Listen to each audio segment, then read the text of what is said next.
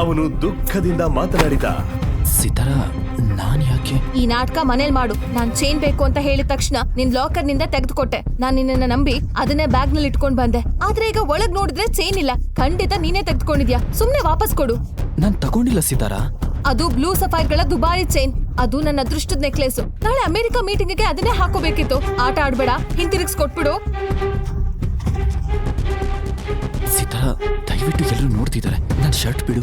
ಅವನು ನಿಧಾನವಾಗಿ ಕೇಳಿಕೊಂಡ. ಬಿಡಲ್ಲ. ನಾನ್ ನಿನ್ನ ಮದುವೆ ಆದ್ಮೇಲೆ ನನ್ ಗೌರವನೇ ಹೋಯ್ತು. ಆಫೀಸ್ನ ಜನ ನಾನ್ ನಿನ್ನ ಯಾಕೆ ಒಪ್ಕೊಂಡೆ ಅಂತ ಯೋಚಿಸ್ತಿದ್ದಾರೆ. ನನಗೇನಾದ್ರೂ ದೈಹಿಕ ಸಮಸ್ಯೆ ಇದೆಯಾ ಅಂತ ಮಾತಾಡ್ತಾ ಇದ್ದಾರೆ.